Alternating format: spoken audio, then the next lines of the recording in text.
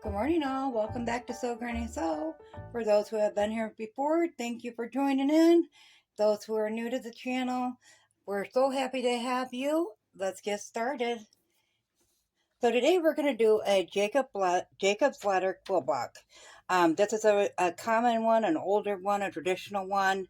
I've never made it before. It's real similar to the Path to the White House or Road to the White House that we did in the Star Block series.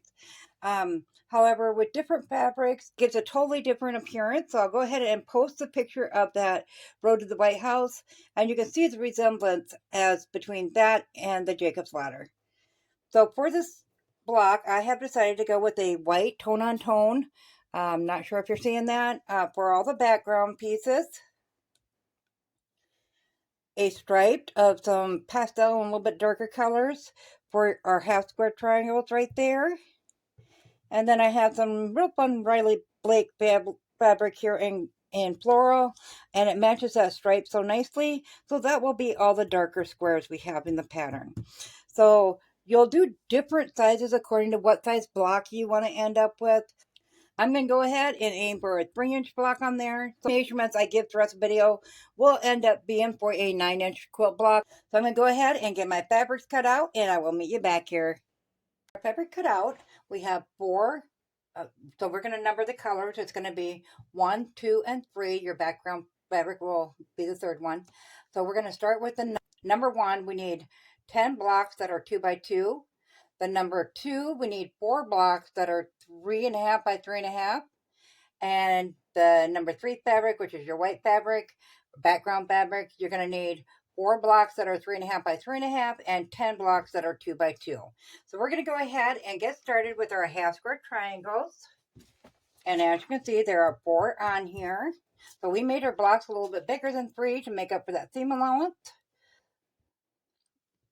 So for each block, you're going to need 1 background and 1 of these. So we're just going to flip that over, lay our ruler on the diagonal from 1 point to 1 point, and draw that line. And this is on the back side, so I'm using a pencil. You can use whatever you have other than pen, because pen might bleed when you wash it. Okay, so once we have that done, note how if you're using stripes, note how you're putting it in. So I will just make sure my stripes are always going that way. And we're just going to line up the edges of the fabric on both squares.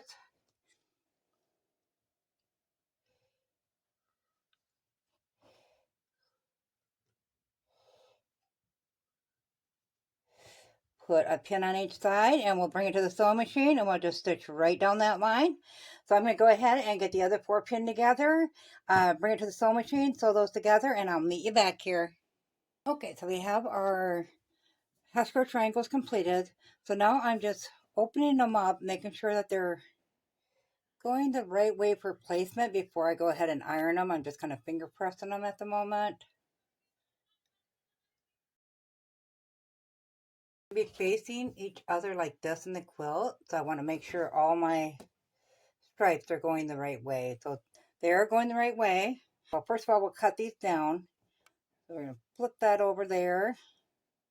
We'll take our ruler, put it on the 1/4 inch mark. I want to make sure I get a nice good 1/4 inch here. So you're going to take your 1/4 inch mark on your ruler and line it up with that seam you put in there. So we're just going to go ahead and lay that on there.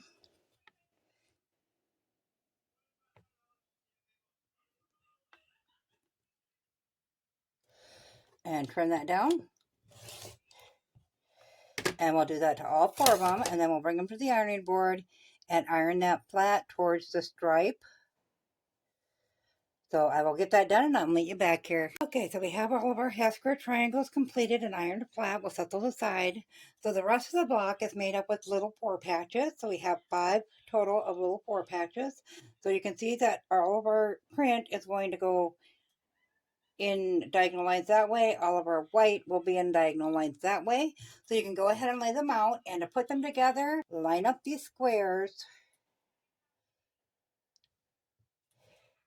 And to make it a little bit easier, instead of using pins, I'm going to go ahead and use clips on these, and I'm going to clip the side we need to sew.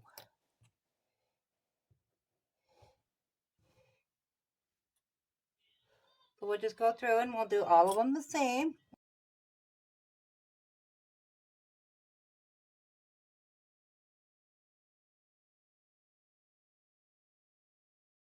I'm just going to start with the first one and stack them up.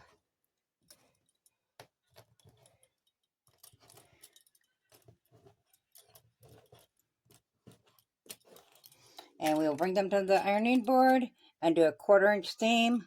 And without lifting your needle or anything, we'll just keep feeding them through 1/4 inch seam all the way along until we get through all of them. So I'm going to go ahead and get them all sewn up, and then I will meet you back here. Okay, so we have all of our squares sewn together in sets of 2. So now we know that we need 2 sets of 2 for each block, so we're just going to divide them in that order with 2 sets on each one. Okay, so once we have them divided like that, we're going to go ahead and press them open, and we're going to press it the seam towards the dark.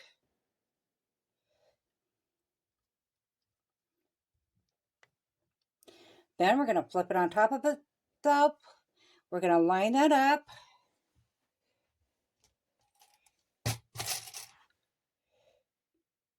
And we'll just put a clip on that seam. And we'll go ahead and get that done to all of them. And once again, we'll run it through the machine, 1/4 inch seam with no break in between. So once we get them all sewn together, we'll snip them apart and we'll bring them to the iron and iron them all open. And then I will meet you back here. All our blocks ironed flat. I did leave the inside seam ironed that open. So now we're going to go ahead and lay this out. So get all those laid out. And then we are going to put in, let's see, the top one is like this.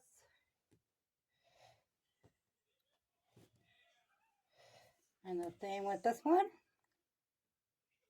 So now we need to sew our block together. So we are just going to flip that over. No seams to match.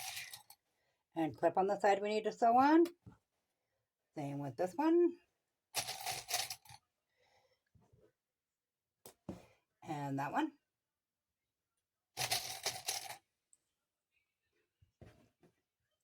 Once again, we'll just do a 1/4 inch seam all the way along. Just feed them one right after another.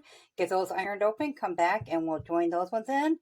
Get those ironed open and then I'll meet you back here. We have them all sewn together and ironed flat. So on the bottom, I went towards the center. I usually do opposite.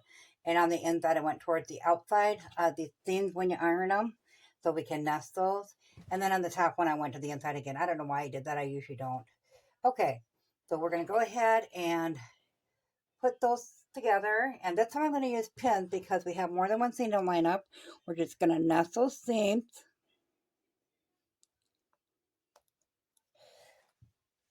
And then the same with this one.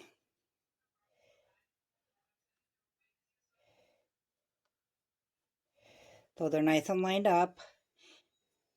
So we're going to bring that to the sewing machine, 1/4 inch seam. We'll line up those ends at the sewing machine. We're just going to take a 1/4 inch seam all the way through, take it off the machine, bring it to the iron, iron that open, and come back and connect the bottom row.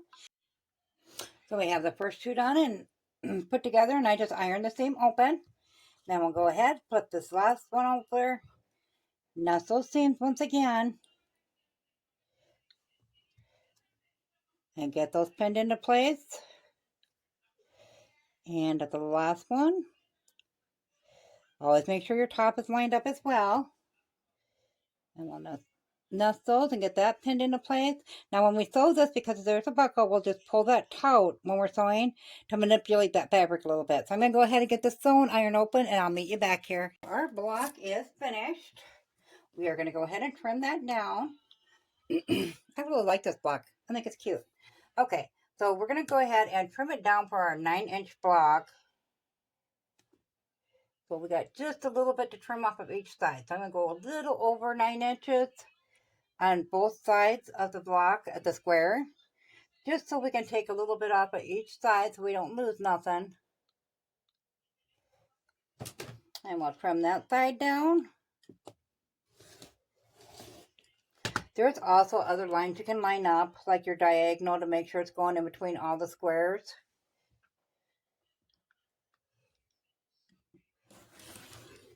So you don't have to rely just on eyeballing it. You can line up all those little things along the way. And we're going to pick up our block and we're going to turn it the other way. And we'll get it lined up. Whoop. I added those little grippers to my squares, all my squares. And now I have a hard time because they don't want to move, which is the purpose of them. But now I can't get it to slide around to line up very well either. So it's a win-lose situation on that, whatever you want to do it with.